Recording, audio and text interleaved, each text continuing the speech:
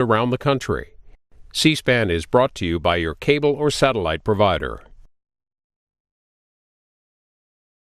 Next, the CBS News report on Senator Robert F. Kennedy's announcement challenging sitting President Lyndon B. Johnson for the 1968 Democratic presidential nomination. The announcement and press conference is followed by a CBS interview with Minnesota Democratic Senator Eugene McCarthy, who is also running for president. The program originally scheduled at this time will not be seen in order that we may bring you the following special broadcast. The news conference of Senator Robert F. Kennedy, live from Washington. First from New York, CBS News correspondent Roger Mudd. Good morning. We are broadcasting this morning the announcement of Democratic Senator Robert F. Kennedy of New York that he will be a candidate for the presidency. You can't find but 1 in 1,000 who believes he will not make that announcement. The senator is doing so in the face of almost solid opposition from the Democratic Party professionals and the state chairman of the Democratic Party in this country. Only 3 state chairmen, New York, Oregon, and Tennessee, have come out in favor of Mr. Kennedy's candidacy. He's also making the announcement in the opposition of thousands of young Democrats who claim that Kennedy has become an opportunist trying to cash in on the courage of Eugene McCarthy, who was the successful candidate in the New Hampshire primary, at least successful in terms of indicating the great feeling that exists in the country against Lyndon Johnson. The senator will be entering, along with some members of his family, the Senate's ornate caucus room on Capitol Hill, already crowded with as many reporters as there are in Washington, which appears to be now over 300 or 400.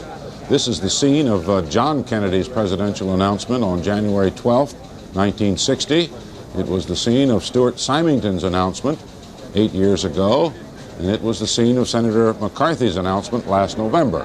This caucus room is also where Robert Kennedy worked as the young chief counsel on the McClellan Labor Rackets Committee, which held its famous televised hearings in this room back in 1954 through 57. Senator McCarthy himself will be watching this Kennedy press conference, but the Minnesota senator will be watching it from the studios of CBS affiliate WBAY-TV in Green Bay, Wisconsin. Mrs. Kennedy, Mrs. Robert Kennedy, is now in the caucus room. Everybody on tiptoes. The still photographers with their cameras stretched overhead trying to get a picture of the Kennedy entourage as it makes its way into this formal room, which really looks like a gilded German nightclub. High ceilings and gold-covered eagles and indirect lighting, heavy columns. This is the scene outside the caucus room. Here we go. And I've heard someone yell, "Here we go," which means the procession started. Frank Mankiewicz with the pipe in his mouth directly ahead of Senator Robert Kennedy. Applause not coming from reporters, but from supporters of the senator.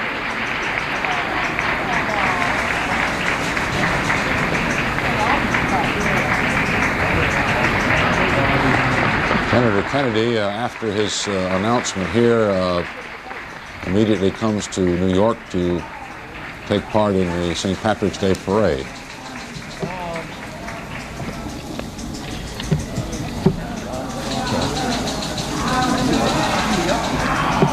Down in front they're yelling.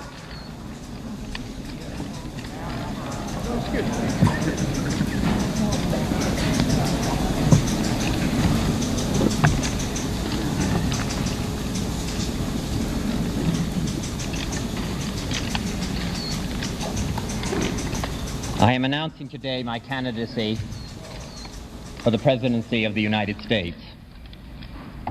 I do not run for the presidency merely to oppose any man, but to propose new policies. I run because I am convinced that this country is on a perilous course, and because I have such strong feelings about what must be done, and I feel that I'm obliged to do all that I can.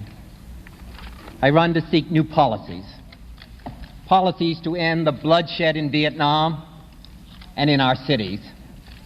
Policies to close the gaps that now exist between black and white, between rich and poor, between young and old, in this country and around the rest of the world. I run for the presidency because I want the Democratic Party and the United States of America to stand for hope instead of despair, for reconciliation of men instead of the growing risk of world war. I run because it is now unmistakably clear that we can change these disastrous, divisive policies only by changing the men who are now making them. But the reality of recent events in Vietnam has been glossed over with illusions. The report of the Riot Commission has been largely ignored. The crisis in gold, the crisis in our cities, the crisis in our farms and in our ghettos have all been met with too little and too late. No one who knows what I know about the extraordinary demands of the presidency can be certain that any mortal can adequately fill that position.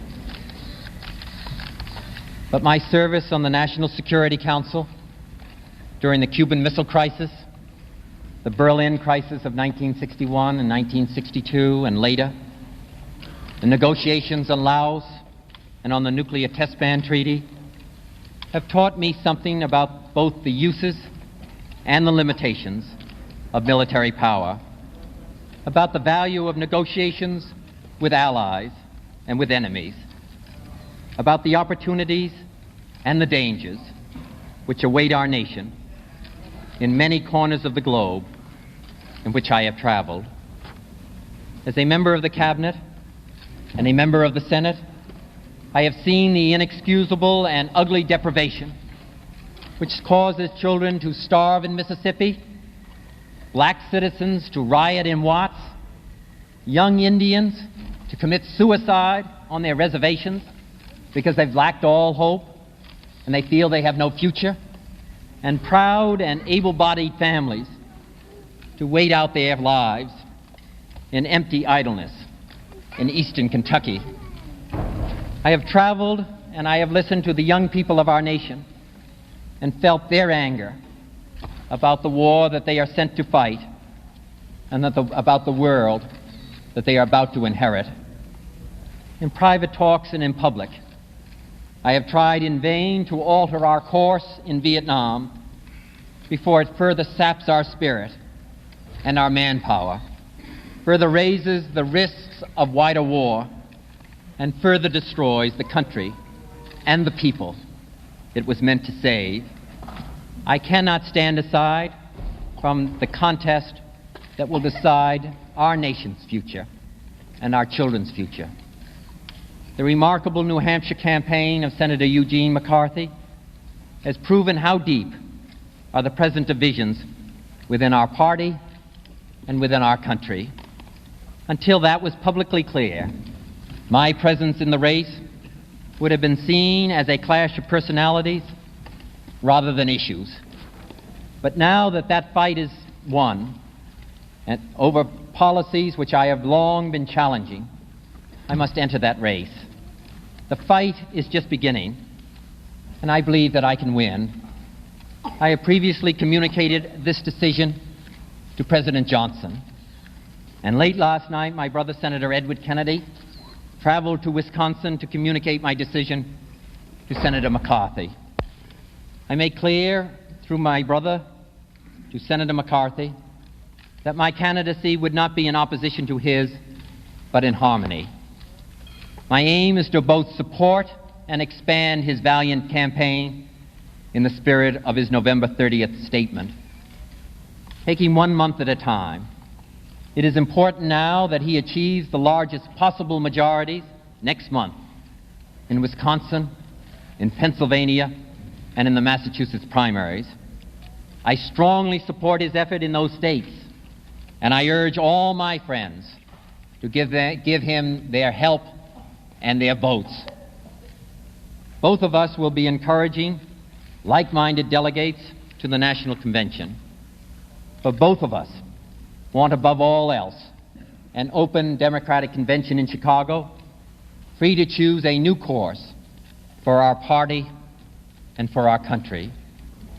To make certain that this effort will still be effective in June, I am required now to permit the entry of my name into the California primary to be held in that month. And I do so in the belief, which I will strive to implement, that Senator McCarthy's forces and mine will be able to work together in one form or another. My desire is not to divide the strength of those forces seeking a change, but rather to increase it. Under the laws of Oregon and Nebraska, this decision requires the Secretary of State in each of these states to place my name on the ballot. But in no state will my effort be directed against Senator McCarthy. Both of us are campaigning to give our forces and our party an opportunity to select the strongest possible standard-bearer for the November election, to ensure that my candidacy must be tested beginning now, 5 months before the convention, and not after the primaries are over. I think that is the least that I can do to meet my responsibilities to the Democratic Party and to the people of the United States. Finally, my decision reflects no personal animosity or disrespect toward President Johnson. He served President Kennedy with the utmost loyalty, and was extremely kind to me and members of my family in the difficult months which followed the events of November of 1963. I have often commended his efforts in health, in education, and in many other areas, and I have the deepest sympathy for the burden that he carries today. But the issue is not personal. It is our profound differences over where we are heading and what we want to accomplish. I do not lightly dismiss the dangers and the difficulties of challenging an incumbent president. But these are not ordinary times, and this is not an ordinary election. At stake is not simply the leadership of our party and even our country. It is our right to the moral leadership of this planet. I thank you.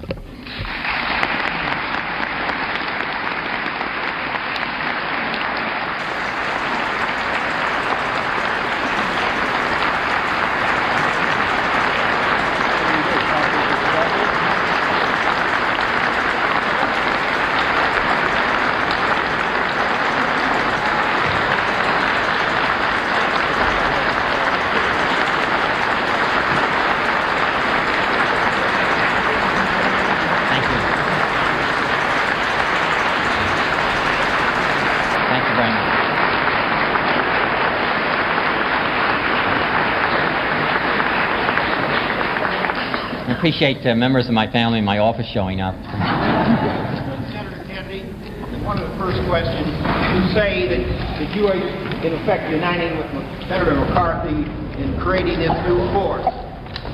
At the Budapest conference, Gus Hall, head of the Communist Party, said he welcomed McCarthy's campaign to set up this new anti-war movement. Are you going to accept his endorsement, too?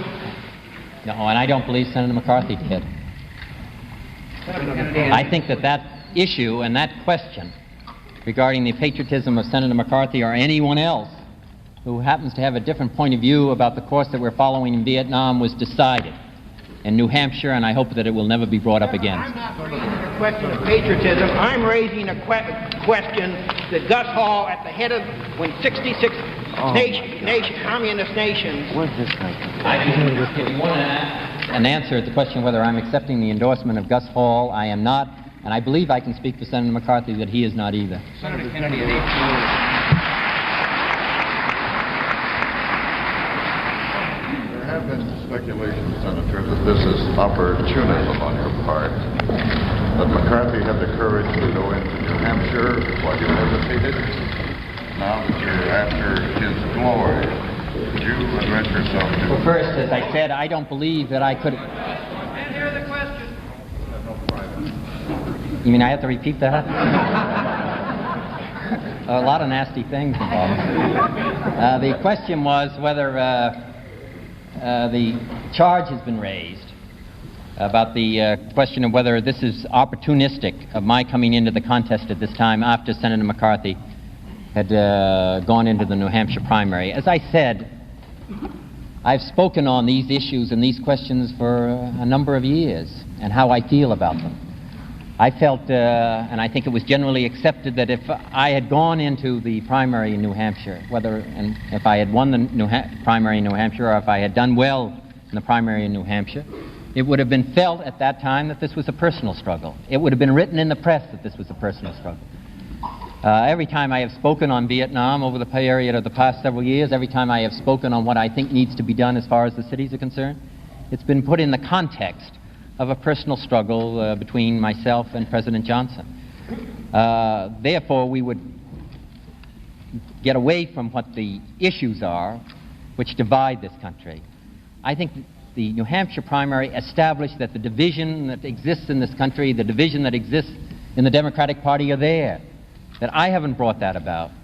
That what has brought that about is what President Johnson, the policies that are being followed by President Johnson. Now, as far as what is happening at the moment, I can't believe that anybody thinks that this is a pleasant struggle from now on, or that I'm asking for a free ride. I've got 5 months ahead of me as far as the convention is concerned. I'm going to go into primaries. I'm going to present my case to the American people. I'm going to go all across this country. Now, if you look at the history of the United States, just in the last few years or down through our history, many people, many of those who have been candidates have gone into no primaries whatsoever. A number have gone into some primaries and then dropped out, as we saw with Governor Romney just recently. Others have felt that they shouldn't go into primaries and have come in at the time of the convention. I believe in that system of going in and having oneself tested before the American people. I'm willing to do that. And I'm going around this country and I'm going into the primary states, and then the people will be able to judge. I'm not asking for a free ride. I'm putting my candidacy and what I believe that I can do for the future of this country and what needs to be done in this country to the American people. If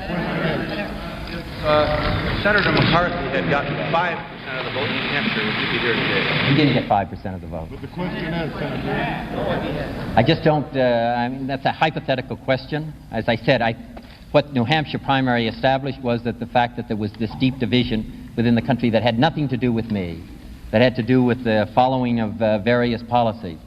The fact is that he did not receive 5%. I'm going to have to proceed on the basis of what he did receive. Well, that's the criticism, Senator. Senator, some analysts are already saying that your decision will so divide the Democratic Party, moderates and slightly to the left of middle, that it will virtually assure the nomination of President Johnson, something which one infers you manifestly oppose unless he radically changes his policies. That's correct. And second, that it is likely to make it easier for a Republican to win in November. How much did those considerations get cranked into your computer of decision? Well, obviously, those were all matters that I considered very deeply. I think first we have to understand, in order to win the nomination, you're going to require, I think, 1,312 votes. If you won all of the primaries, you wouldn't come anywhere near the 1,312 votes that are required.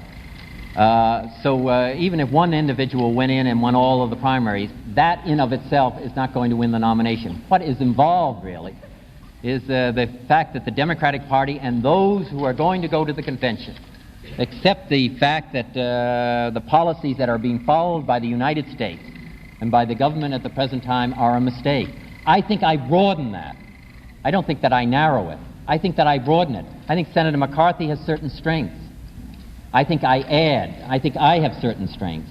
And together that we add to the opposition that presently exists, it will further give a opportunity for the Democratic Party to select at the convention the strongest possible candidate. So I don't, it's not just a question of winning the primaries.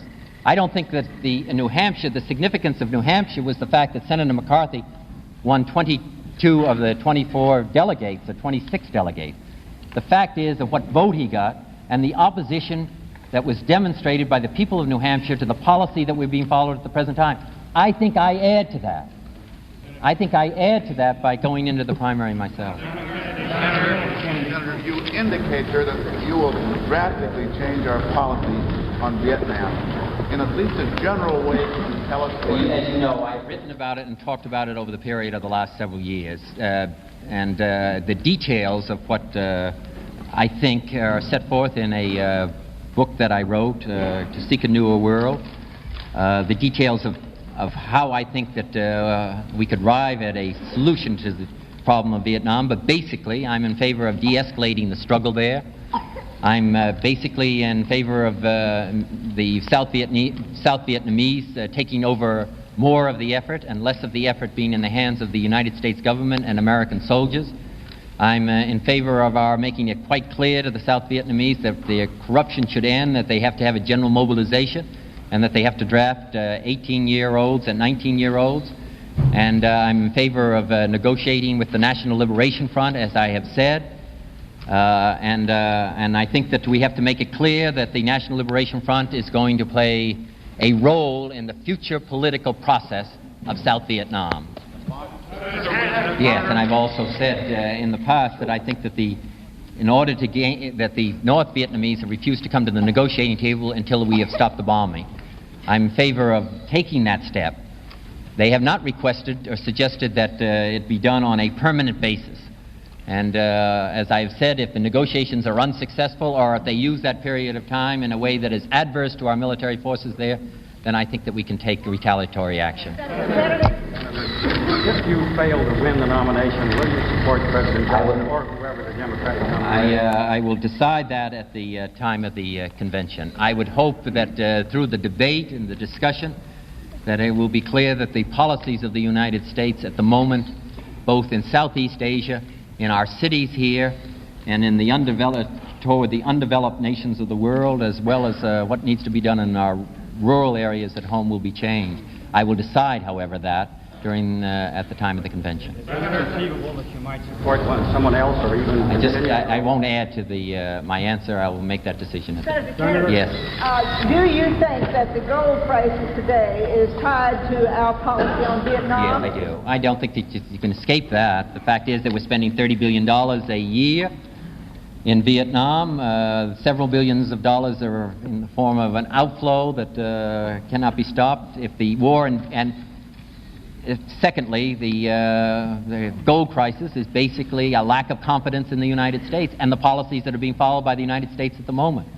So there's no question that the gold crisis that we're facing is intimately and irrevocably tied to what is going on in South Vietnam. Senator, will you go into Wisconsin and other states to campaign for Senator McCarthy? Yes, I shall. Clark, I wait for Clark, and then I'll come back to you.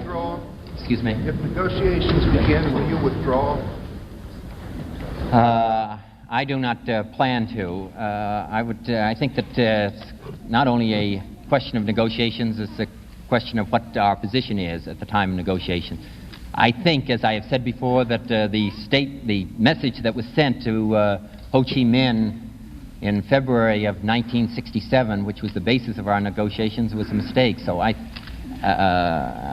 think that it's a question of what our negotiating position is and what is being accomplished at that period of time and what the conditions and situations are in the country. I think it's also terribly important what we're doing here in the United States and what is happening in our cities, what is happening in the relationship to people, one to another, age groups, the division that exists in age groups, the division that exists in the races, and the divisions that exist on the war in Vietnam. Mr. Molinoff. What was your response that you got back from President Johnson when you sent word to him? Was there any response?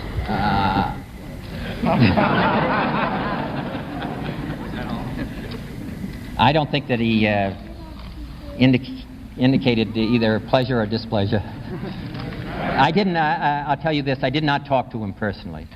I talked to a representative of his, so I do not know what his, when he heard the information, I don't know what his personal reaction. Senator Kennedy, what summarized your policy briefly on Vietnam? Could you summarize your policy briefly for the cities and for the tension that is piling up for this coming summer? I think the most important thing that we need right at the moment is jobs. I think that man needs dignity and hope for the future and the possibility of raising his family properly. And I think that what we need at the moment to head off the crisis is jobs for our men in the ghettos, but also jobs for the men in the Delta, jobs for the men in eastern Kentucky, jobs for the men and the Indians that live on the reservations where the unemployment rate is 80%. I don't think it's just a question of providing jobs in the cities, because people are flowing from the rural areas of the United States into the cities because they can't find employment there. So I think they're intimately and personally connected. So I think that jobs is the most important. After that, I think problems of education. Our young men and women are not being educated properly in our schools, in the ghetto schools. Only 3 out of 10 graduate from high school, and those who graduate from high school only have a 50-50 chance of the equivalent of an 8th grade education. We have to do a great deal more about education. We have to do more about housing. But the immediate problem, the immediate task seems to me jobs. There's legislation now before the Senate of the United States. I would like to see the President of the United States support that legislation as I do.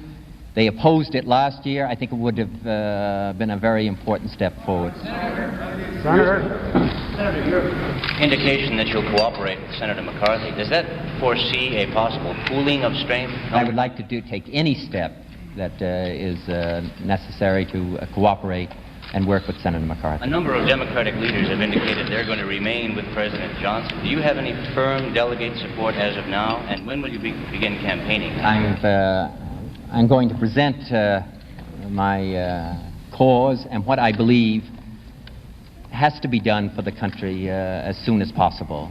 I expect that there will be some Democratic leaders who will be opposed to me, as there will be some who support me. I'm going to the American people and across this country and all of the states of the Union, as many as I can, to present what I think we can accomplish as far as the future, what the soul of this country is and what this country stands for. And that is what I believe that we've lost. I don't think it's a question just of policies, of what specific step you take in the cities or specific step that you might take in Vietnam. I can't, as some others have come before the American people and say, I know if I'm elected President of the United States, the war in Vietnam is going to be ended and it's going to be finished. I come before the American people and say that I think that we can do better, and that I think we can make greater progress than we have in the past, and that this country stands for something special, not only for our own people, but around the rest of the world, and that we're in great danger of losing that. And I want to make an effort myself to present that. And as I say, I come in with a very difficult road ahead, all of which I recognize. I'm not asking anybody to hand anything to me. I'm not asking anybody to give anything to me. I'm going to go to the people, and I'm going to make an effort. And I think that it's worthwhile. Mr. Hurley. Senator, how much support do you expect to get from organized labor, its leadership, and rank and file? Well, obviously, I'm going to need some support from the members of labor organizations, or my effort will not be successful. I would hope that perhaps some of those labor leaders would support me. The indications have been, from their public pronouncements and public statements, that they are supporting President Johnson, and that I can understand. In the back. Senator, why did you reject the alternative of putting your strength behind Senator McCarthy's drive for the Because I think, first, I think that he has strengths and I have individual strengths. I don't think that just supporting an individual delivers that. But I think, first, going across the country and that I have strengths that I can contribute in opposition to what we are doing at the moment. And secondly, which I think is terribly important, giving some alternative policies for the United States to follow as far as the future. I don't think that this is a question of just opposition. And I know that Senator McCarthy has some suggestions as to what we should do, but I also have some ideas. And I don't think that the Democratic Party or the people of the United States lose at all by considering those. and there is a greater possibility, the more people that are involved in this, there is a greater possibility of having the strongest possible candidate. We've had a good deal of feeling in the country that there is not enough discussion of issues, that there is not enough feeling that the American people or the political parties mean anything, and that they have any contact with political leaders. I think by my going into it, that I add to that, and that people can make a greater contribution and have a feeling of greater participation, and also that those who feel the same way that I feel about some of these issues can make their views known. So I think that I can contribute to that. Senator, is there an implication in your remarks that you or Senator McCarthy would back out of the California primary before a vote in order to have a united vote on the issue? Well, I am going in, as I said, I'm going into the state of California. I would hope that we could work out, and I'm going to make the best possible effort to work it out so that we can work together out there. But I think that it's premature to judge what he would like to do or what I can do. As I say, I'm in this, and I'm in it because of the strong feeling. So I'm not, and what I think can be done. So I'm not discussing now about getting out. Go ahead. Could you say a little louder? You found any fault with General Westmoreland's military leadership? I'd rather not talk about it on the basis of personalities. I have some grave reservations about the policies and programs that are being followed at the moment. Do you feel you could work toward your goals as a vice presidential candidate on a Johnson ticket? No, and my feeling is that President Johnson wouldn't feel that he could work toward his with me. I don't like to...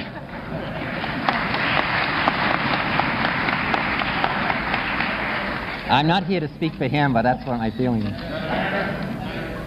Any understanding with Senator McCarthy on how you could campaign, as you put it, in harmony? No, I told him through Senator Edward Kennedy what my feelings were, as I've said here today. Well, how can you campaign in harmony when you're both trying for the nomination? Because I think that it's important that he win in the primaries in Wisconsin, important that he wins well in Massachusetts and Pennsylvania, because I think that furthers the cause, the basic cause in which we both believe. As to what we should accomplish for the future, I think I can also contribute to that by campaigning around the country. Campaign for him in those 3 states?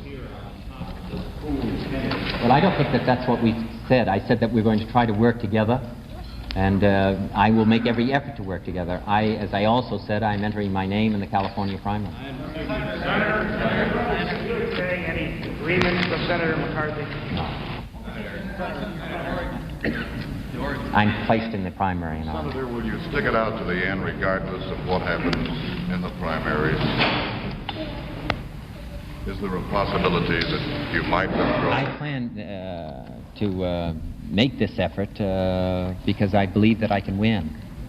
And I plan to make this effort because I think that the policies and programs in which I believe can bring about some differences in the United States. I go into this effort with that idea and philosophy. Do you expect the weakest candidate to get out?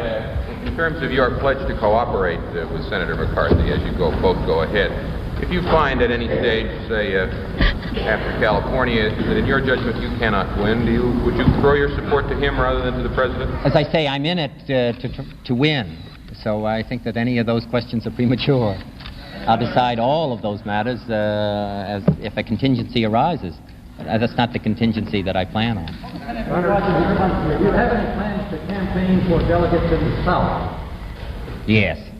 I'll do whatever I can in the South. I don't know that the support will be overwhelming, but I plan to go. I plan to talk about these matters. I don't think that they're matters that just affect the northern states. I think that they're matters that affect the whole of the United States.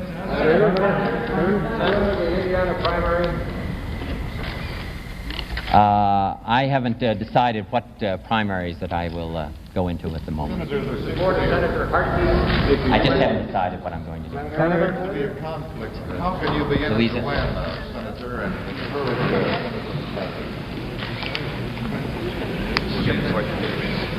The question was, how can I be in it to win and in addition to support Senator McCarthy? I think that I have something to offer to the American people. I think at the moment that it's important that the policies that we're following at the moment be reversed. I think it's important that I'm not in these primaries. I cannot go into these primaries. I think that it's important that the people speak in these states that they are opposed to the course that we're following at the moment.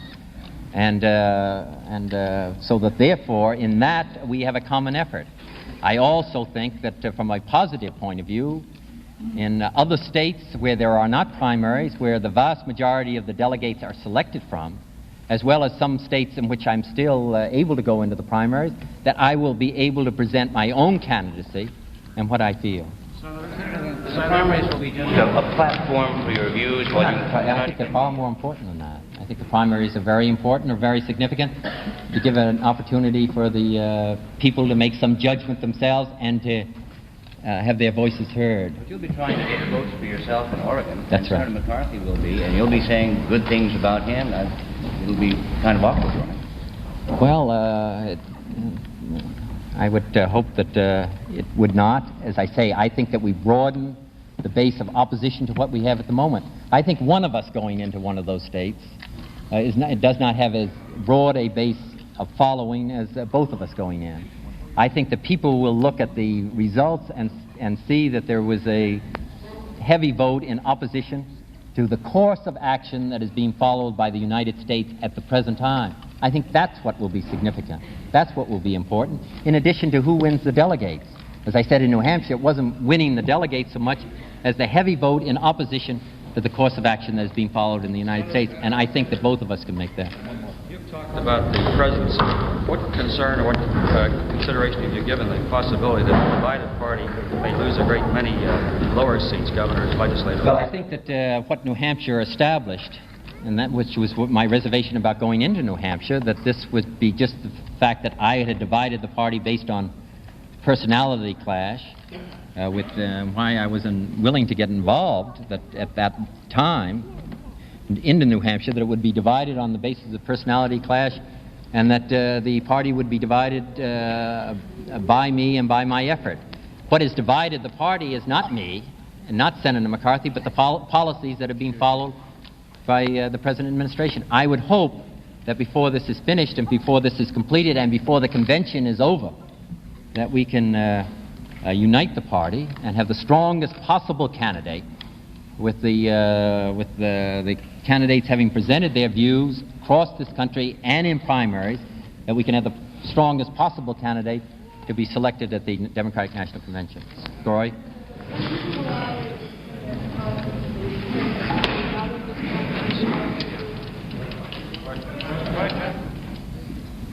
The question was, if Senator McCarthy asked me to stay out of Wisconsin, would I cooperate with Senator McCarthy by staying out of Wisconsin if he asked me to? Certainly. Certainly. Senator? Certainly. Senator? One more question. Senator, we have lost the support of our allies in Western Europe. What are you planning to do? I would hope that the changes that I've suggested and the changes in policies in Southeast Asia, what needs to be done in order to strengthen ourselves at home, will bring back support for the United States, not only in Western Europe, but in Latin America and Africa and all across the rest of the country. I think that's been one of the great casualties of the war, not just the divisions within our own country, not only the divisions within our own country, but the lack of confidence that exists in the United States and other places around the globe. Thank you very much.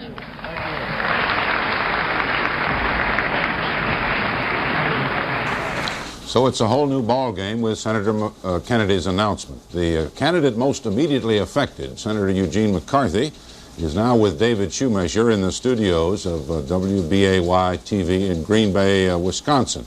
And in a moment, we'll switch out to Green Bay to hear Senator McCarthy's reaction. Obviously, from Senator Kennedy's comments this morning, he is in it to win. He keeps insisting that Senator McCarthy also is in it to win, and the question most persistently asked was, how can both of you be in it to win if you're cooperating with each other?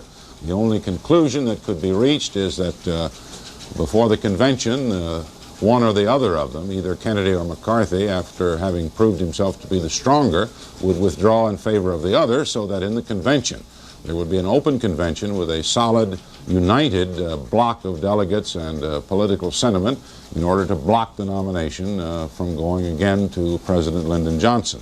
This morning in Washington, Mr. Johnson went to a morning breakfast, and when asked about Senator Kennedy's announcement, the quotation from the president was, "Some people are speculating in gold, some people are speculating in politics."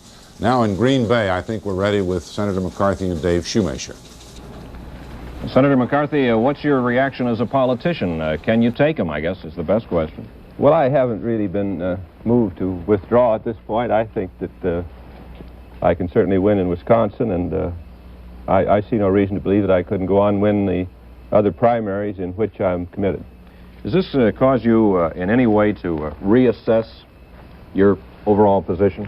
Well, I don't think there's been any reassessment, David. I've been committed since I first announced to run in the primaries, to which I had responded, and I've made no changes in my plans, either because of New Hampshire or in consequence of the announcement of Senator Kennedy.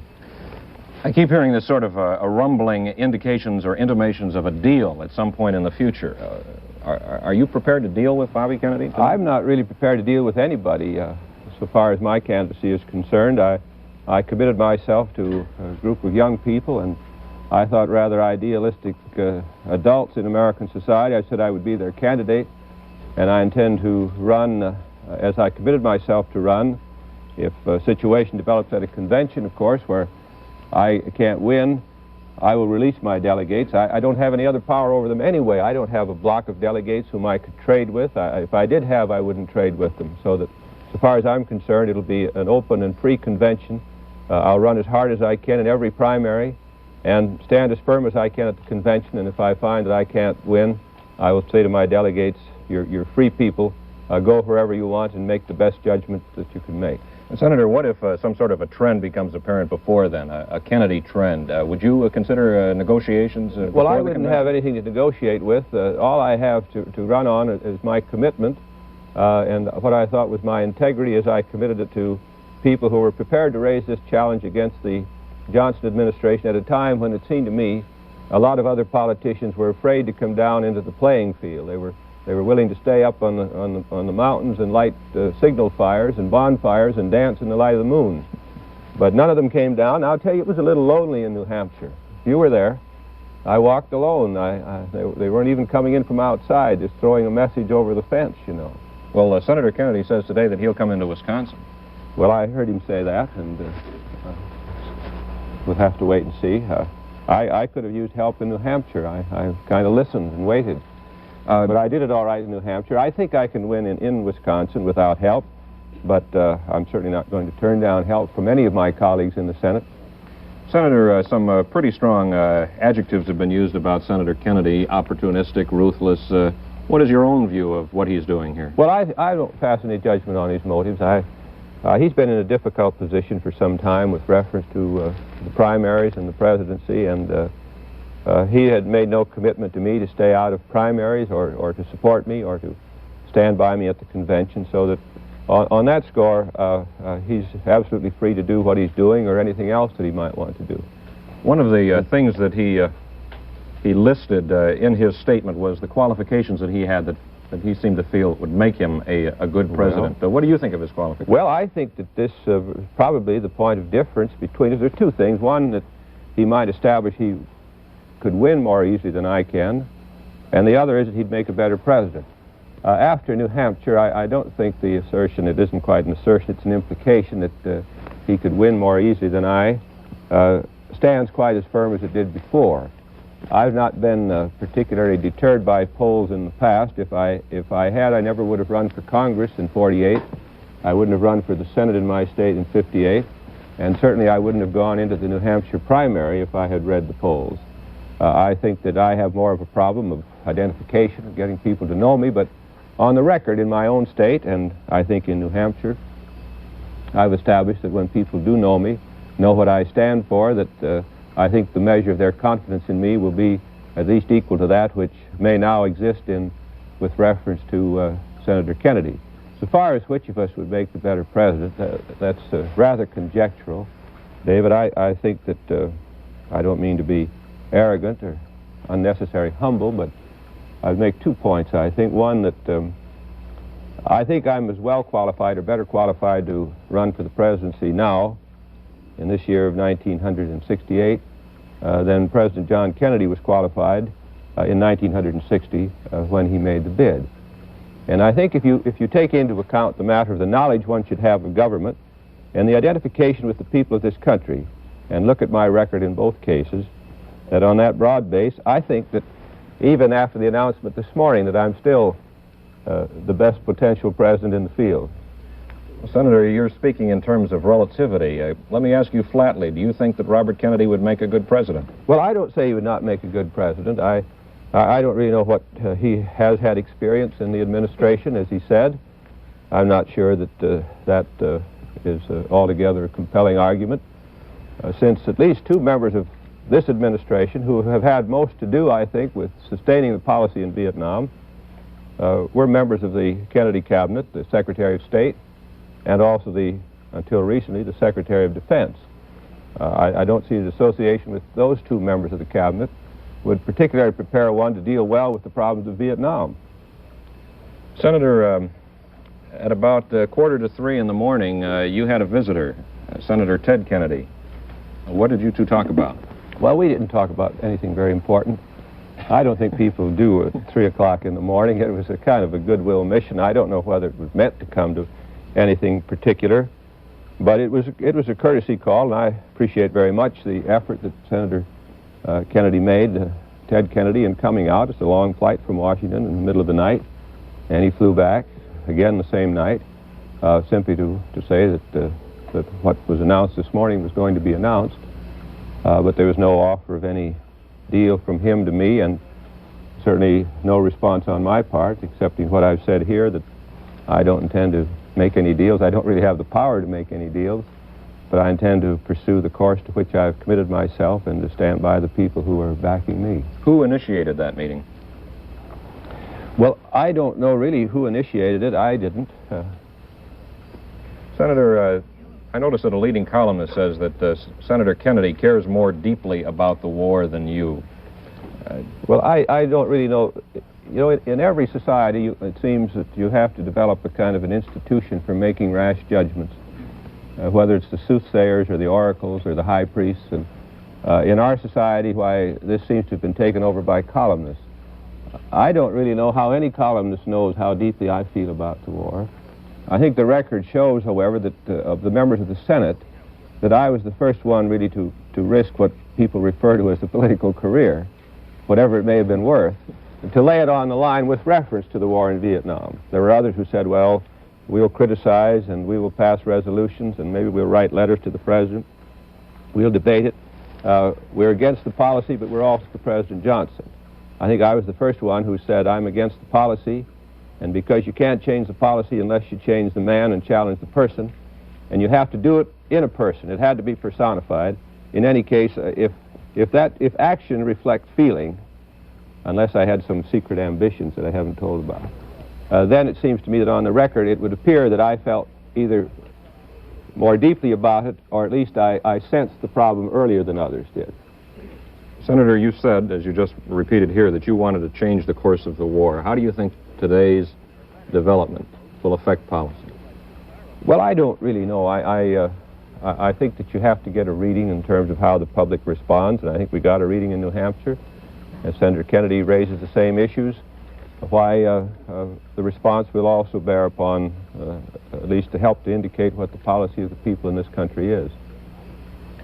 I don't see what's coming up between us as a kind of football match, but rather as a kind of race, and I suppose an exhibition to let the people decide if there are differences in our policies, to decide on those differences. If there are differences in our methods which we would propose to follow, to use those as a basis for making a selection. And if there's a difference in personality or question of confidence as to which one might be better trusted to be President of the United States, these are all proper considerations, and I'm glad to test my qualifications and my record against those of Senator Kennedy. I think, as he said, this is a choice that he thinks ought to be offered to the people of the country in the primaries, and I think so too.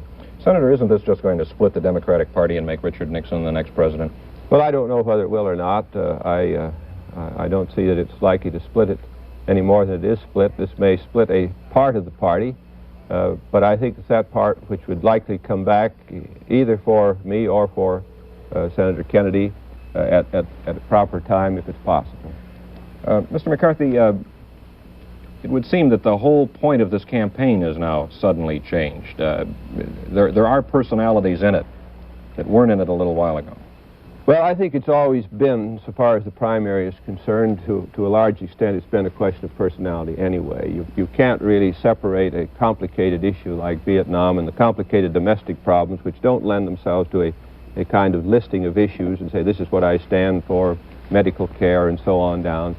That the choice I think the people were going to make in any case in this election of =68 was partly on policy, but more importantly on personality. And this includes the personality of President Johnson, that of Richard Nixon, of me, and at this time also of Senator Kennedy.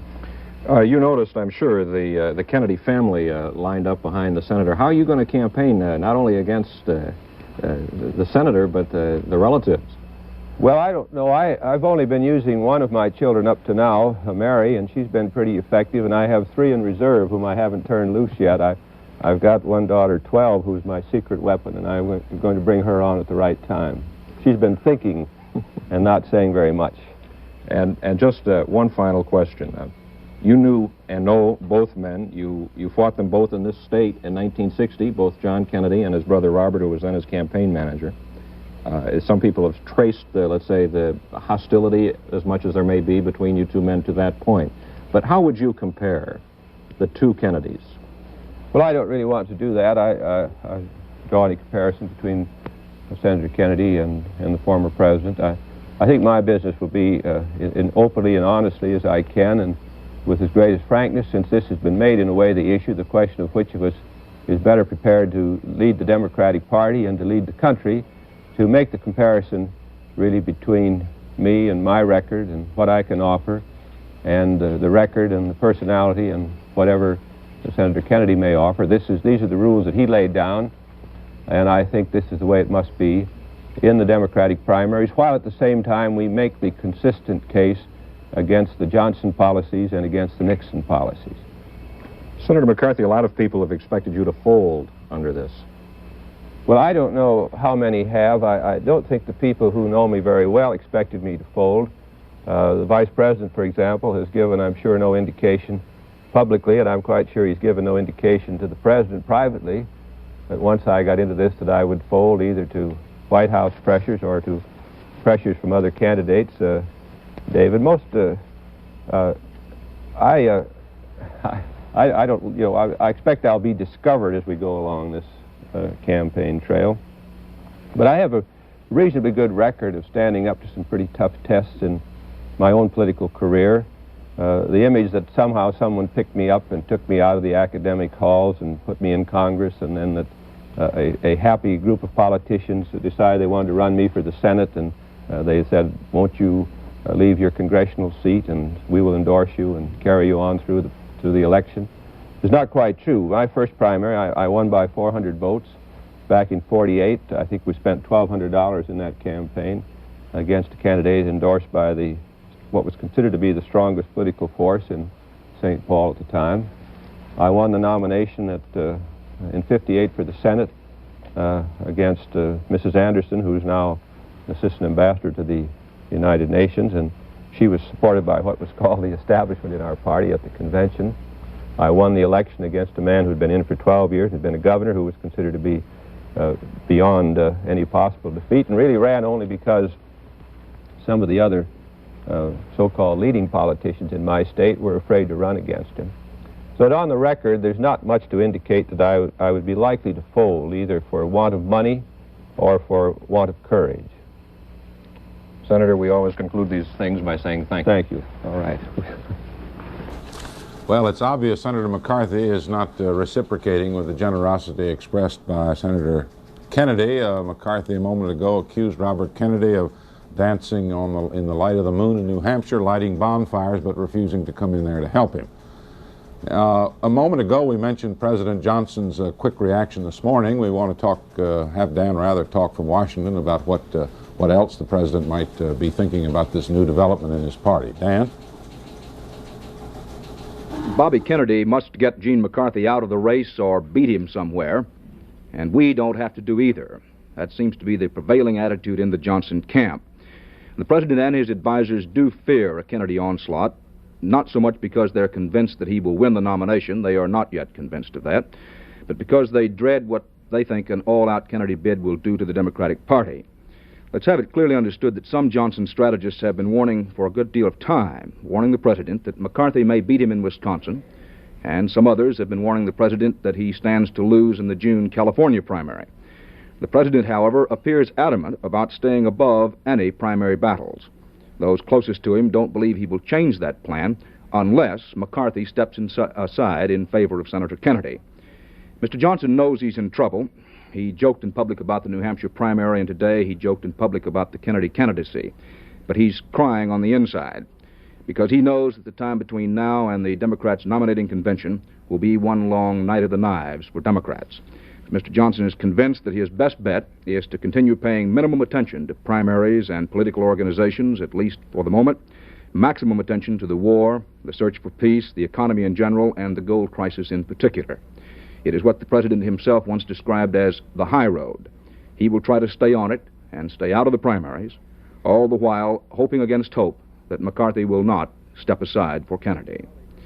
My colleague Eric Sevareid has been here viewing these events this morning. And Eric, what is your reaction to the Bobby Kennedy announcement? Well, the whole thing is one of the most extraordinary political and human dramas, I think, in the history of American politics. These are two extraordinary men. They both got their Irish up now, and this is going to be a Donnybrook in the next 2 or 3 months. There isn't any question about it. With all the talk from Senator Kennedy about the harmony that he would like to work in with Senator McCarthy, that's not going to be possible. The feelings among the camps of these two people, and these are many of them very young and idealistic people, are very powerful, strong feelings. And they are thinking of this in terms of a moral issue as well as a practical issue of who gets nominated and how this party wins. The old saying, he who hesitates is lost. Well, Bobby hesitated before New Hampshire, but apparently you're not lost if you're a Kennedy. You're just mislaid, and he is going to try to recoup that. But they have both now said here, in effect, and Robert Kennedy has said very specifically that you cannot change these policies that he disagrees unless you change the men in power who are committed to them. That's a devastating line. No matter even if Mr. Johnson is renominated, the Republicans are going to use that line over and over again all next fall, whoever their candidate is. And I don't know, this party may come apart at the seams. It's possible. They have a remarkable way of rallying at the last moment behind somebody, and maybe they still will. But I must say I haven't seen anything quite like this. It's been 84 or 5 years since a president was denied renomination by his own party. That was Chester Arthur. And it's still a long bet to bet that could happen again. This has been a special report from CBS News. Join us tomorrow evening for more American History TV in prime time. We'll hear from friends and former colleagues about the life and legacy of the